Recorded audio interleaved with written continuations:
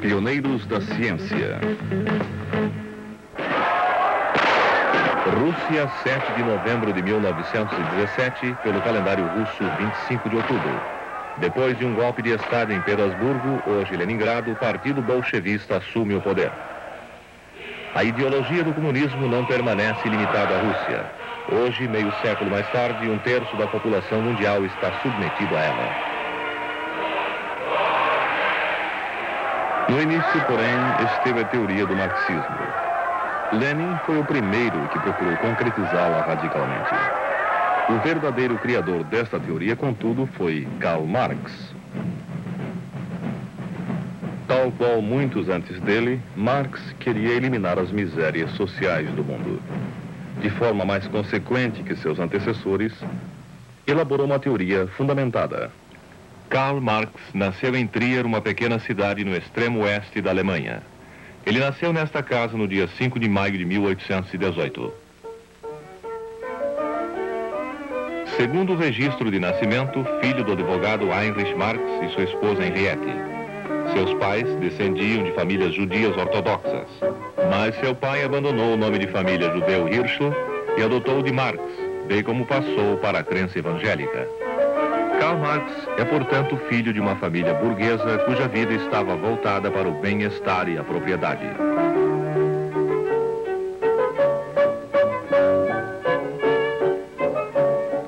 Uma família típica da época em que o jovem Marx se criou.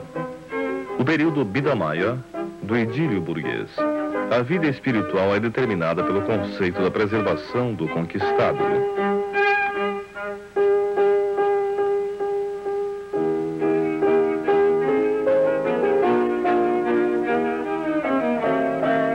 Trier era outrora uma cidade pequena e insignificante com 20 mil habitantes. Mas esta cidade mais antiga da Alemanha teve uma história variada. Primeiro, povoação germânica, tornou-se cidade imperial romana. Aí vieram os francos e o primeiro império alemão. Trier tornou-se cidade episcopal. A Revolução Francesa, Napoleão e por fim os prussianos puseram fim ao domínio dos poderosos arcebispos. Mas a igreja continuou determinando a imagem e a vida da cidade.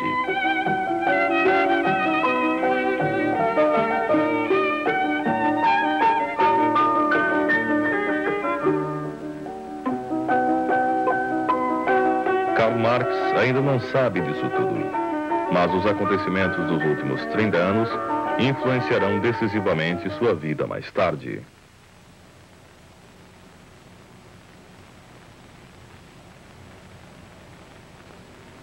Estes acontecimentos têm sua origem na Revolução Francesa. No dia 14 de julho de 1789, o povo de Paris toma a Bastilha, a prisão que era o temido símbolo do poder do reinado dominante. O povo exigia liberdade, igualdade e fraternidade. Mas logo o que passou a imperar foi o terror sangrento. Napoleão toma o poder, elimina a ditadura burguesa e não demora domina todo o continente europeu. Sua fome de poder e as ideias da Revolução Francesa, que espalham suas tropas por toda a Europa, são também a sua ruína. Napoleão é vencido pelos exércitos aliados da Rússia, Áustria e Prússia.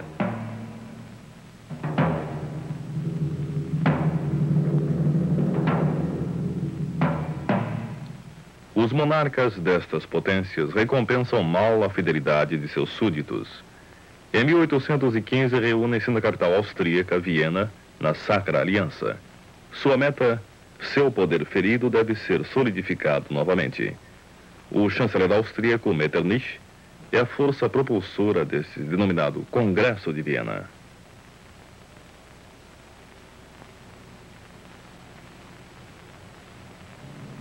Contra estas medidas de opressão protestam os estudantes alemães, queimando livros que refutam os ideais de liberdade.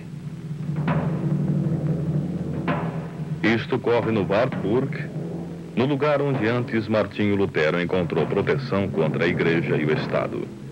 Este castelo torna-se símbolo do movimento de libertação estudantil, cujo defensor mais fanático, Karl Sand, comete um assassínio político e é executado. O chanceler Metternich manda censurar a imprensa e proíbe as uniões estudantis. Karl Marx cresce numa Alemanha dividida em numerosos pequenos estados, onde são perseguidos os cidadãos e estudantes que lutam pela unidade estatal e por uma constituição livre. Penso em liberdade que encha meu coração.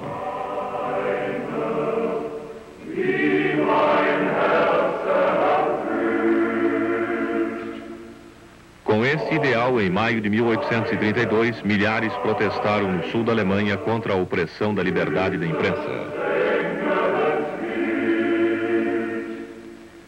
Durante esta época, com 14 anos, Karl Marx está no grau superior do ginásio Frederico Guilherme, em Trier. Aqui terminou o secundário no verão de 1835.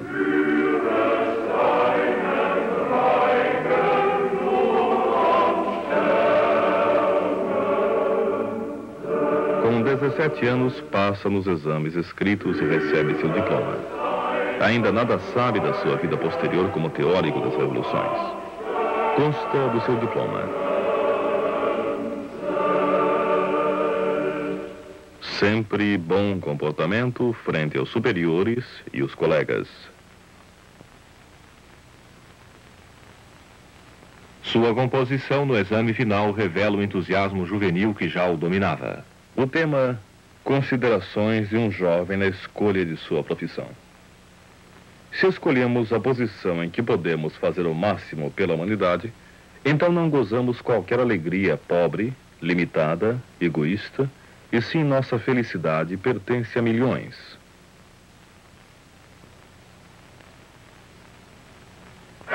No mesmo ano, estuda na Universidade de Bonn. Participa vivamente das atividades estudantis.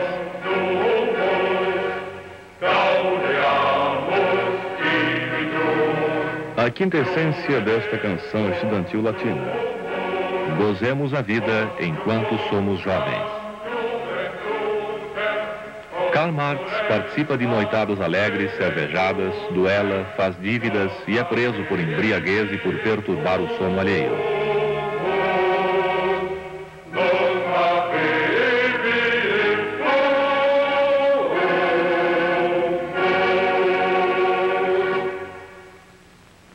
Este é seu período de tempestade e ímpeto que em poesias românticas encontra sua expressão literária. Jamais posso fazer tranquilo o que a alma abrange fortemente. Jamais posso permanecer quieto, sossegado e avanço sem descanso. Por desejo do pai, estuda ciências jurídicas. Aplicadamente e atencioso, assim consta, assiste às aulas.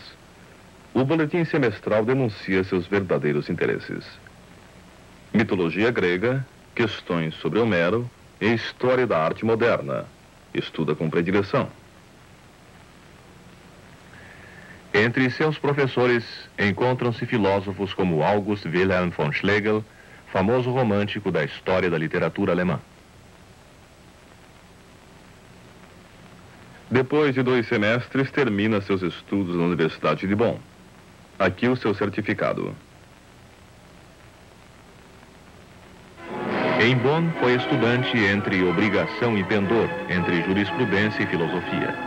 Mas isso logo iria mudar. Deixa Bonn e a Renânia para continuar seus estudos na capital prussiana, Berlim.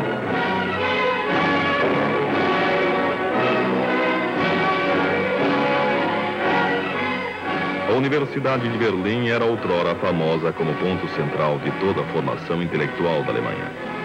Havia sido cunhada pelo espírito do grande filósofo Georg Wilhelm Friedrich Hegel, que nela lecionou até 1831.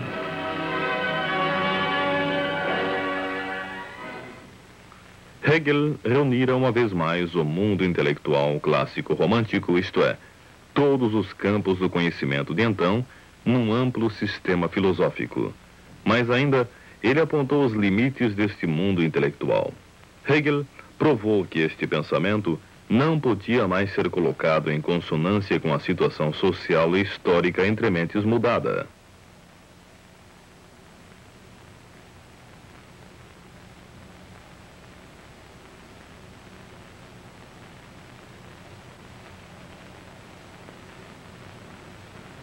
filosofia de Hegel tanto podia se ligar a um pensamento de poder conservador quanto a um pensamento histórico revolucionário.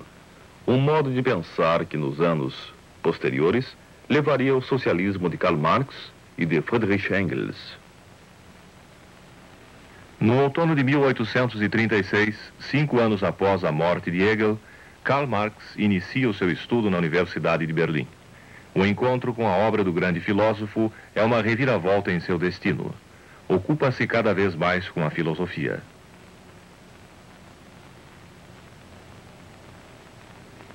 Depois de 2 semestres, em novembro de 1837, escreve uma carta ao pai. Há momentos na vida que se situam como balizas diante de um tempo passado, mas que simultaneamente apontam com certeza para uma nova direção. Com palavras conciliadoras, o jovem de 19 anos procura fazer o pai preocupado compreender a definitiva mudança para a filosofia. Mas o pai não entende mais o filho. Em numerosas cartas, tenta conquistá-lo para uma existência burguesa segura. Sem êxito, pois morre um ano mais tarde, sem resolver o conflito com o filho.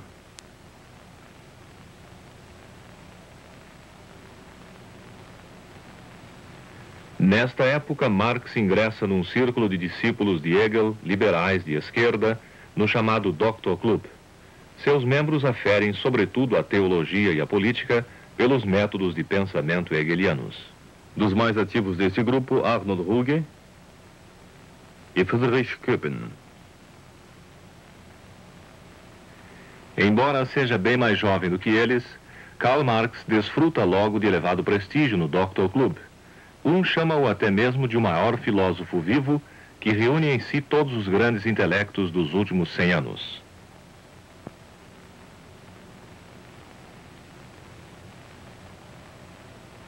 Desde 1839 trabalha em sua dissertação, com a qual 2 anos mais tarde é promovido doutor em filosofia. Está entre mentes com 23 anos de idade, tem justas esperanças de fazer carreira acadêmica e por isso deseja se habilitar como catedrático de filosofia.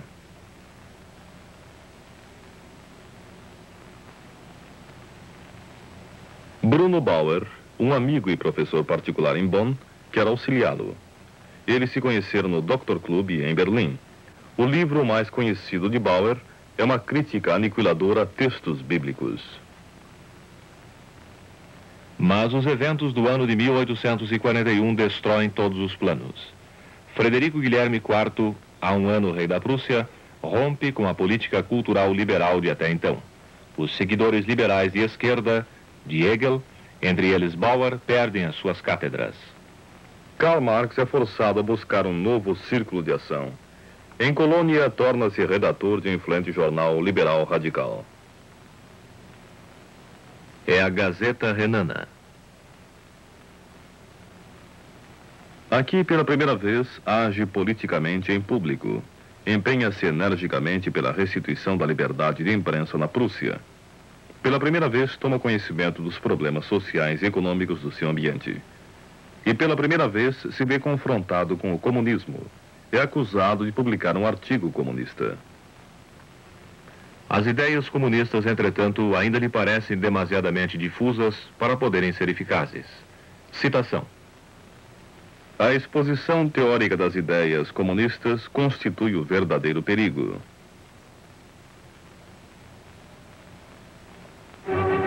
Mas a censura de imprensa prussiana reagiu implacável. A Gazeta Renana foi proibida. A resposta são panfletos. A censura caricaturada de um lado. E Karl Marx, como prometeu, no outro. A águia do brasão prussiano arranca-lhe o fígado, o prelo em grilhões. Isto ocorre no outono de 1843. Resignado, ele confessa: na Alemanha não posso ficar mais. Como consequência, deixa seu país. Karl Marx vai para Paris. Está agora com 25 anos. Paris era chamada a capital da liberdade. Aqui viviam, na época, mais de 50 mil alemães que, por motivos políticos, tiveram de deixar a pátria. Aqui Karl Marx travou importantes conhecimentos. O poeta e publicista Heinrich Heine torna-se um bom amigo da família Marx. Karl Marx, entre mentes, casou-se. Casou-se com Jenny von Westphalen, sua amiga de infância. Casaram na época de suas dificuldades profissionais e pessoais, pouco antes de sua imigração. A vida inteira vai manter-se ao seu lado. Arnold Ruge, o amigo do Dr. Club de Berlim, levou Karl Marx para Paris. Juntos publicam os anuários teuto-franceses. Aqui em Paris encerrou também sua crítica à filosofia do Estado de Hegel, porque esta doutrina pareceu-lhe pouco consequente. Em vez dela, desenvolveu sua própria doutrina da verdadeira democracia. Ocupa-se com os filósofos ingleses do Iluminismo que influenciaram fortemente a Revolução Francesa. Ele estuda os escritos de Rousseau e dos pré-socialistas Babeuf, Saint-Simon e Fourier. Aqui também conhece Friedrich Engels, do qual será amigo eterno. Friedrich Engels era filho de um industrial alemão e trabalhava na empresa paterna. Em suas viagens de negócios, sobretudo à Inglaterra, teve contato direto com a nova realidade econômica e social. Viu a miséria dos seres humanos que se tornaram vítimas da industrialização. A industrialização, possibilitada pelo invento da máquina a vapor, mudou a vida e o panorama na Europa. As chaminés fabris eram o símbolo das novas forças.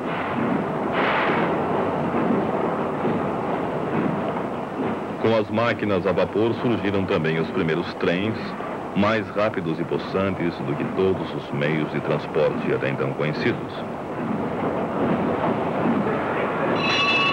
As bolsas e bancos tornaram-se centros do novo sistema econômico. Nascia o capitalismo.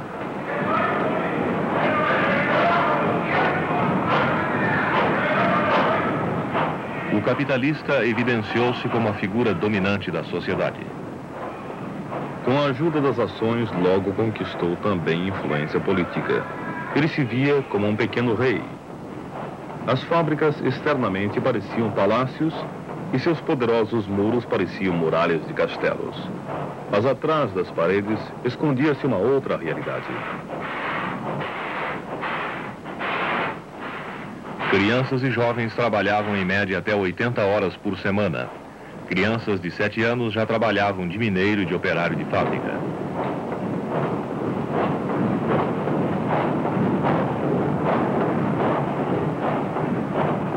Na Silésia, em 1844, famílias famintas de tecelões revoltaram-se contra a indústria de tecidos. Foram fuziladas pelo exército prussiano. O resto morreu de fome.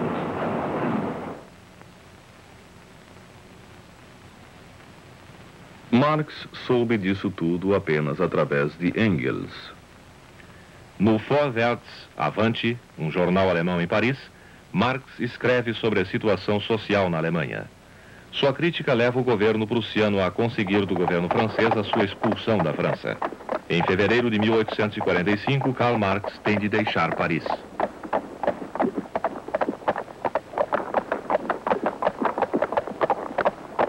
Com a mulher e filho, muda-se para Bruxelas. O reino belga concede-lhe asilo, entretanto não pode agir politicamente. Friedrich Engels também vai para Bruxelas. Juntos querem destruir o edifício do pensamento, do qual os poderes dominantes derivam sua justificativa.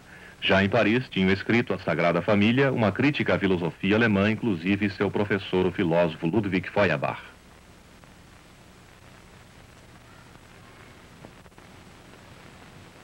Eles condenam o socialista francês Proudhon, o socialismo romântico de Weitling e as teorias anarquistas do russo Bakunin.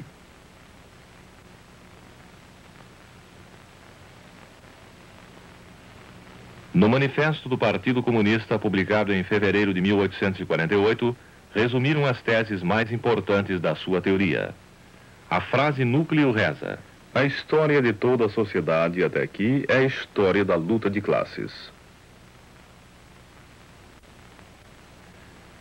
Analogamente prossegue. A burguesia cumpriu sua missão histórica, conduziu a humanidade a uma nova era. A partir de agora, impede qualquer outro progresso. A meta é uma sociedade sem classes, mundial. A nova força que deve concretizar essa teoria é o proletariado. A burguesia deve ceder-lhe lugar, se necessário, pela violência.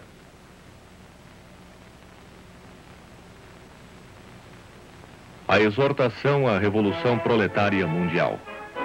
Proletários de todos os países, univos. A par da Bíblia e do Alcorão, poucos documentos influenciaram tão duradouramente a história como o Manifesto Comunista. Ele foi traduzido em quase todas as línguas. Em muitos países tiveram e ainda têm origem movimentos revolucionários que de uma forma qualquer evocam Marx.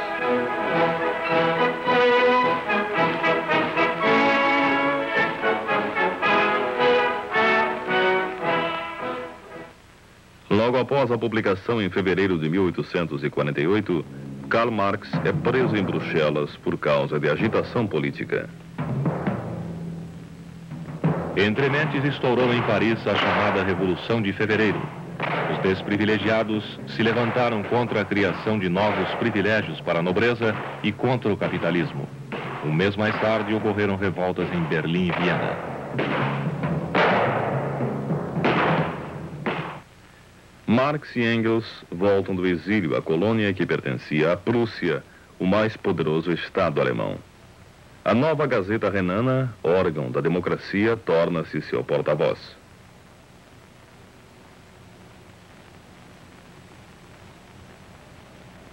Karl Marx é redator-chefe. Com artigos mordazes, ele e seu corpo redatorial, democrático radical, tentam levar à frente a revolução.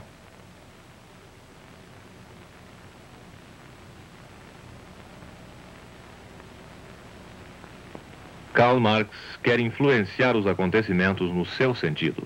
Viaja para Berlim e Viena para propagar a revolução proletária nas reuniões de organizações radicais.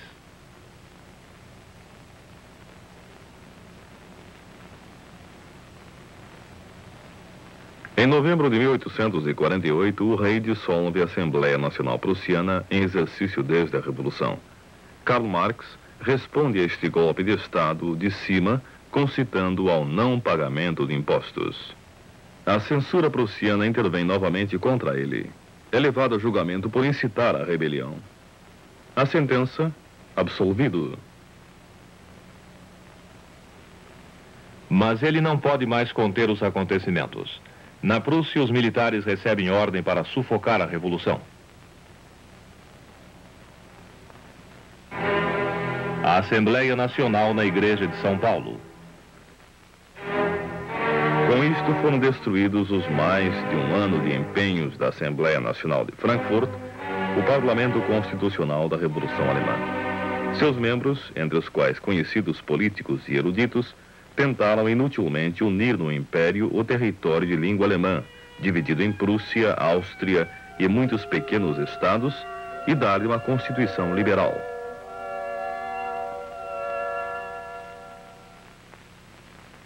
A revolução fracassou. O Neue Rheinische Zeitung aparece pela última vez no dia 19 de maio de 1849. São enterradas todas as esperanças de uma renovação nacional e democrática da Alemanha. As palavras de despedida correspondem ao espírito da época. E assim repouso em minha força um orgulhoso cadáver de rebelde. Para Karl Marx, o fracasso da Revolução significa um momento crítico em sua ação política e em sua vida. Está agora com 31 anos. Novamente tem de deixar a Alemanha, e desta vez para sempre. A fundamentação. Como o Neue Rheinische Zeitung se distinguiu pelo incitamento à Revolução, seu redator-chefe, o Dr. Karl Marx, tem cassado o direito de hospitalidade. Dentro de 24 horas, tem de deixar a Alemanha.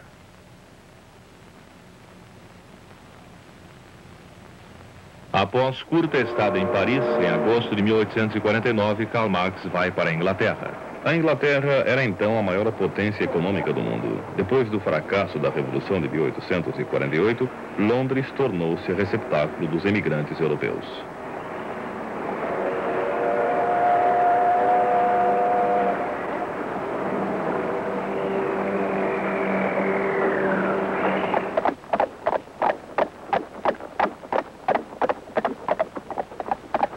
Aqui Karl Marx encontra uma nova pátria.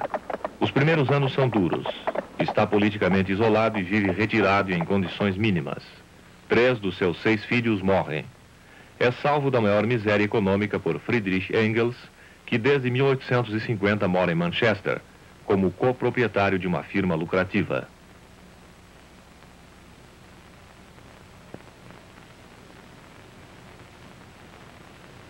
A maior parte dos 34 anos de exílio em Londres, Karl Marx passa nas salas de leitura do Museu Britânico. Aqui está armazenando todo o conhecimento da época de então. Marx busca pelos motivos do fracasso da Revolução.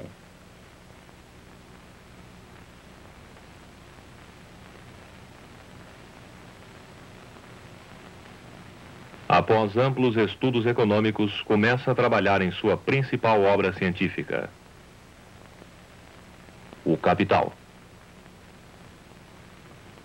Em 3 volumes, examina a legalidade do sistema econômico capitalista, que é para ele a causa de toda a miséria humana. Sua máxima: o pensamento dos homens e da sociedade é determinado pelas respectivas situações e condições econômicas e não por ideias. Estas são apenas reflexos das correspondentes situações da produção. Todos os problemas com que se ocupou até a senitude já aparecem nos seus trabalhos anteriores.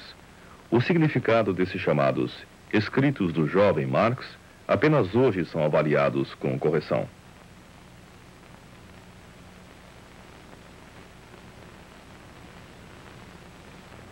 Mormente os escritos Economia Nacional e Filosofia, que redigiu durante o seu primeiro exílio em Paris aos 26 anos. Neles já estão contidas todas as perguntas importantes.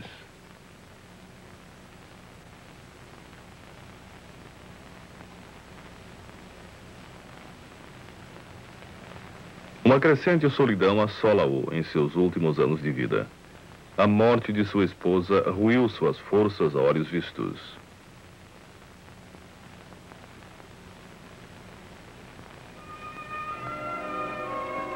Karl Marx morreu no dia 14 de março de 1883 de um abscesso pulmonar com quase 65 anos de idade. Ele está sepultado no cemitério de Highgate.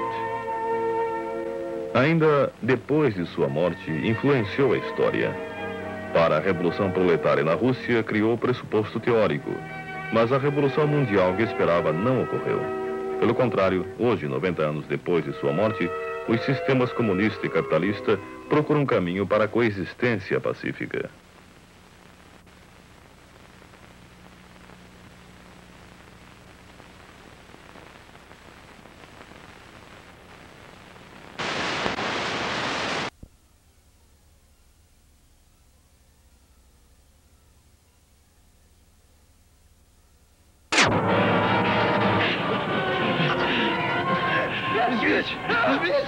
Bicho!